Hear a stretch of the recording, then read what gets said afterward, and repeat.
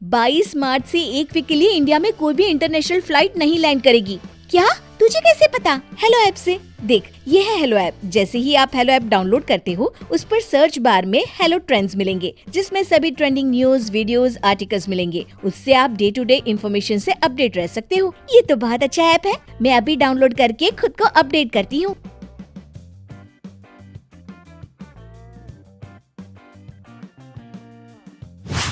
सुगंधा और उसकी सास कांता के बीच एक अजीब सी जंग रहती थी। ये जंग थी किचन में कौन ज्यादा अच्छा काम करेगा और घर के सदस्यों के दिल जीतेगा। और उनकी इस जंग में हमेशा कुर्बान होते थे उनके दोनों पति। कैसे?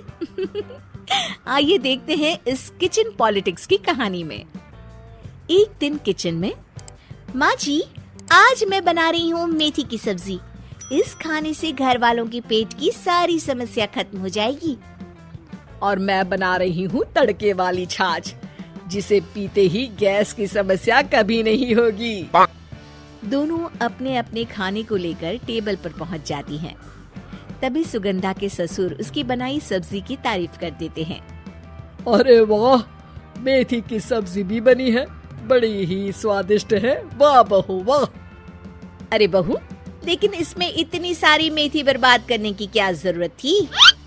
देखिए माँ जी, ये तो वो मेथी है जो आप रात में भिगोकर सुबह उसका पानी पीती हैं, और जो मेथी फेंक देती हैं, उसी से मैंने ये सब्जी बनाई है।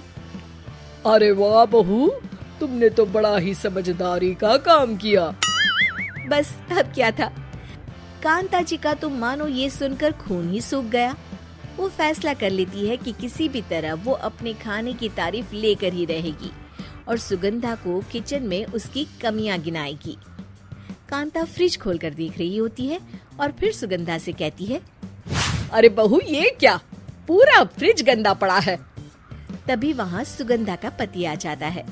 वो सुगंधा को डांट कर कहता है, सुगंधा, तुम्हें कितनी बार कह रखा है कि वायरस फैल रहा है, साफ सफाई का पूरा ख्याल रखना है, लेकिन तुम किचन में इतनी गंदगी रखोगी तो कैसे चलेगा। सुगंधा सास की तरफ देखती है, जहाँ वो मुस्कुरा रही होती है। सुगंधा समझ जाती है कि सास ने उससे बदला लेने के लिए ये सब किया है। दोनों रात के खाने की तैयारी में लग जाती हैं। दोनों ना एक दूसरे की तरफ देखती हैं और ना ही एक दूसरे से बातें करती हैं। रात को खाने की टेबल पर एक एक कर दोनों कई तरह के अलग अलग व्यंजन टेबल पर लगा देती हैं और अपने अपने पति के पास जाकर खड़ी हो जाती हैं।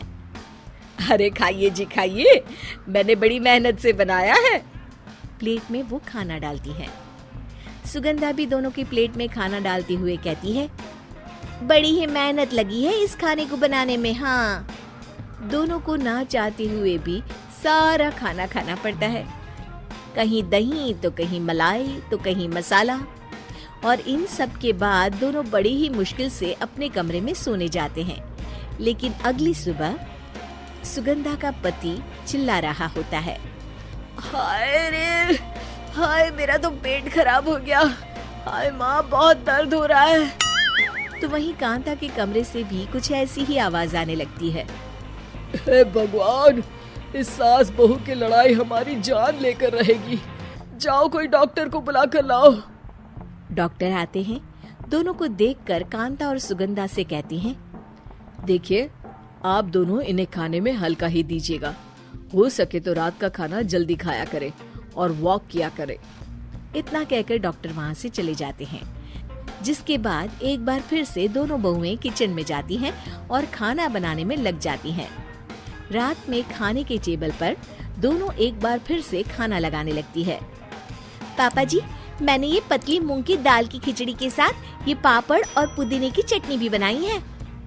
अरे बहू, अभी अभी बेचारे पेट की बीमारी से गुजरे हैं। इतना भारी खाना तो डॉक्टर ने भी मना किया है ना। देखिए, मैंने आप दोनों के लिए सूप बनाया है। और दोनों उन लोगों की प्लेट में खाना डालने लगती हैं। तभी दोनों एक साथ बोल पड़ते हैं, बस करो, हमें माफ करो। हमें नहीं खाना इस घर में, ना खिचड़ी और ना ही सूप।